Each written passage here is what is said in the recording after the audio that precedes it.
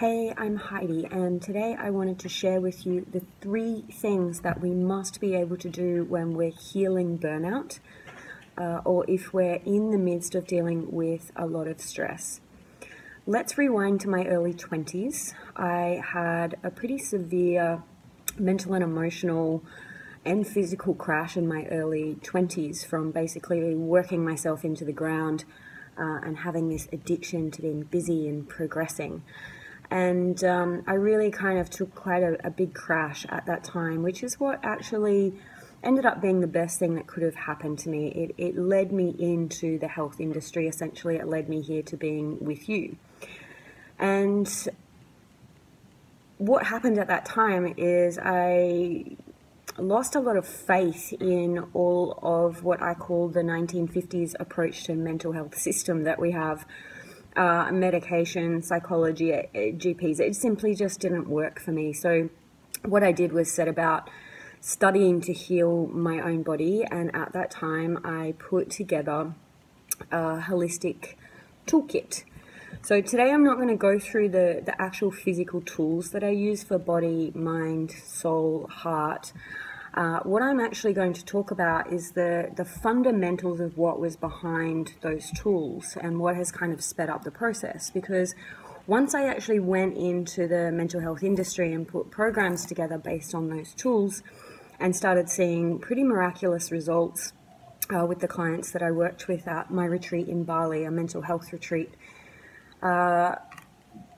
what I did was actually burn out again. So it goes to show that you can really love what you do. You can have a lot of passion in what you do. But if you do too much of anything in excess, then eventually something is going to break. So 2 years ago, I decided to close down that retreat. And there was one fundamental thing that I'd let go of. I still had all of those tools for the mind, the body, and essentially I guess the spirit as well in my life, but there was one key area that I had let go of. So I want to talk to you about the first thing. The first thing is the holistic butterfly effect. So when we're dealing with a lot of stress, when we're especially getting to the point of burnout, and anxiety and then depression are kind of close cousins of burnout. When you're burnt out, you can have those symptoms. They're not a permanent state. They're simply symptoms of prolonged stress. So even if you are loving what you're doing, if you're doing too much doing, you are going to get to the point of burning out. You will lose your passion for that.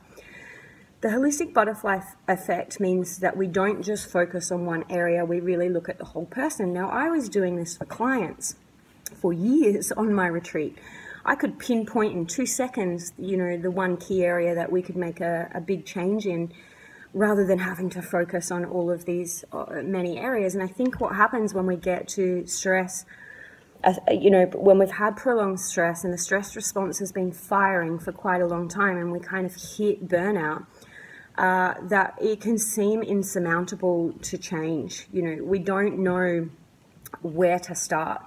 So this holistic process that I put together would always look at the whole person.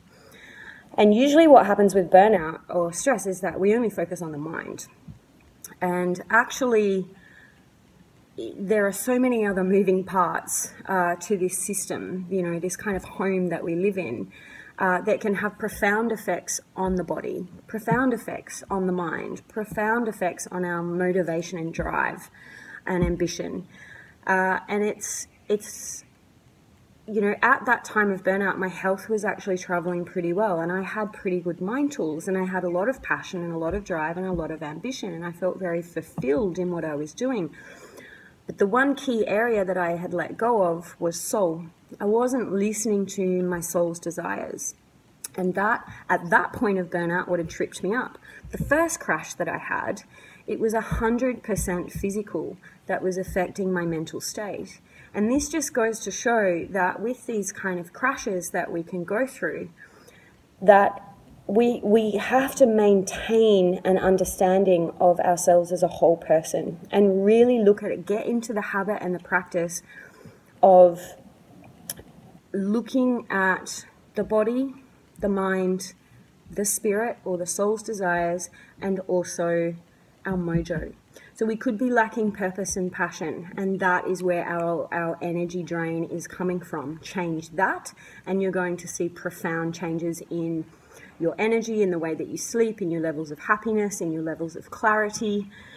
It could be that you're really driven and passionate about what you're doing, but your soul is calling out for something else. You're not actually tapping into your soul's desires. And our desire is essentially our value system, what the soul actually really is craving at that time, and it changes over time. And this is something that I've stopped recognizing. I was kind of living off an old value system. I was living off the soul's desires that I had 8 years prior, and I hadn't updated them.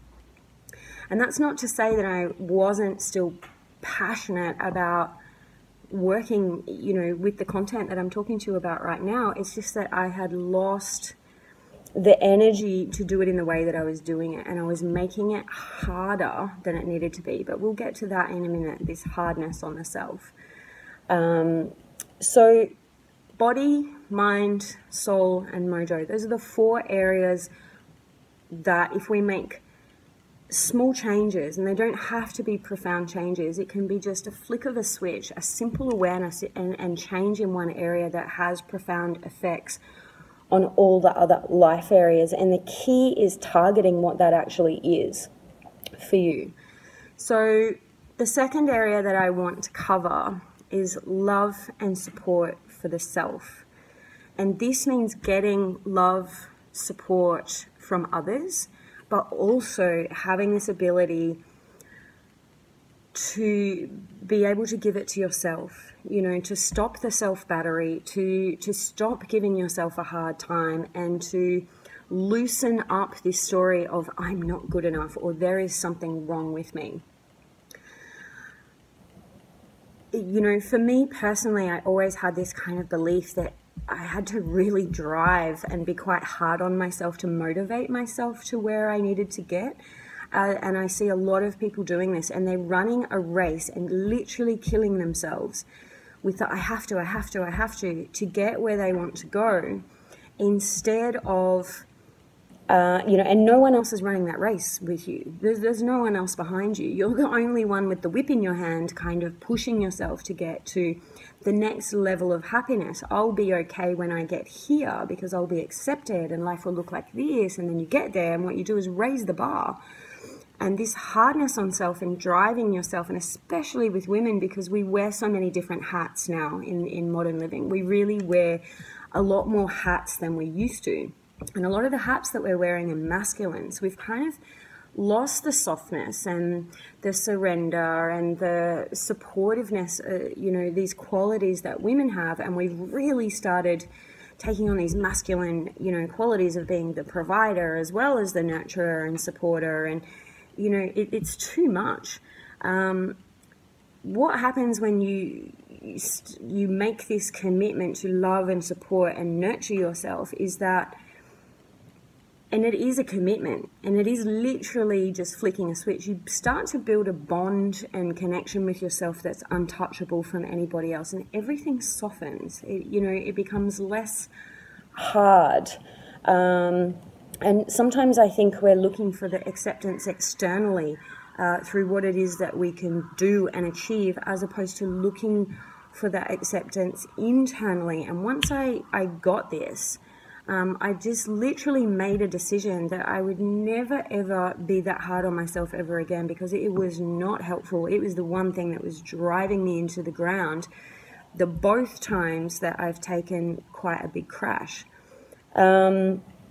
What happens when you start to build that commitment to self-care and that connection to yourself and this softness and this nurturing is that self-respect returns.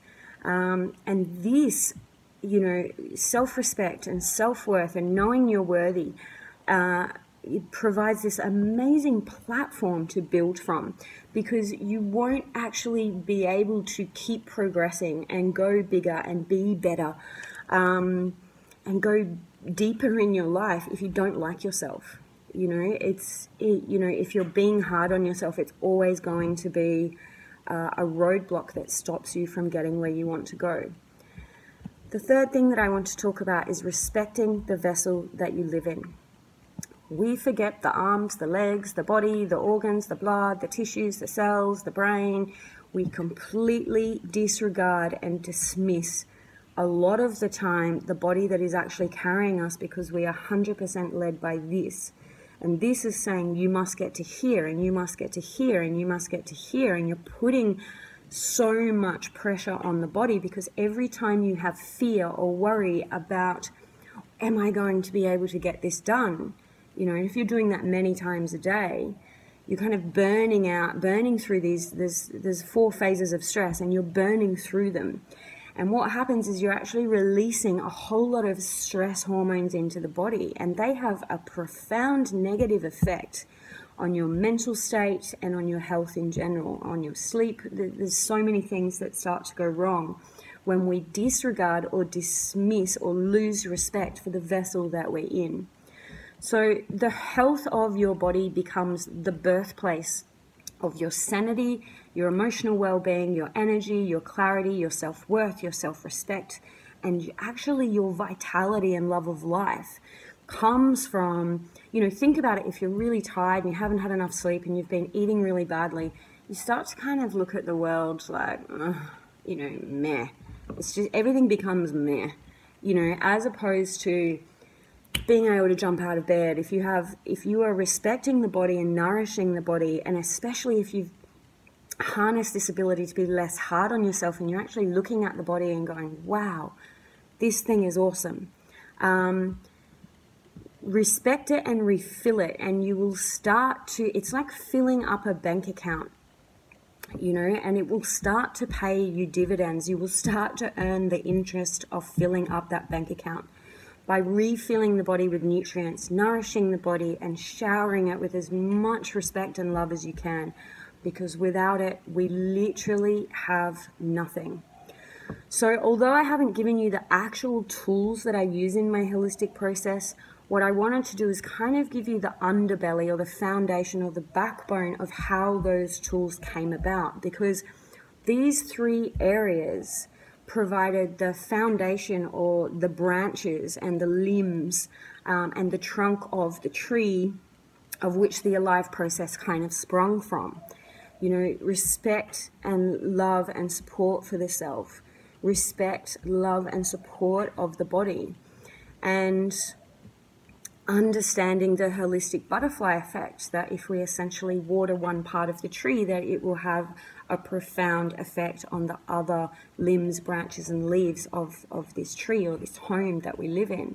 So those are the 3 things, and when you put them together, let's say you make one small change in one key life area, body, mind, soul or mojo. What if you decided to give yourself love tomorrow? You just did one thing in one area. And what if you woke up and were like, I'm going to respect my body? I want you to see what would change in one day even. Do this over and over again for weeks and for months. Keep those 3 things as the foundation for how you avoid and even eradicate stress, how you pull yourself out of burnout and get your energy and clarity and love for life back. Use them over and over and see what changes. I am telling you, the shifts are profound if this becomes the underbelly of your life.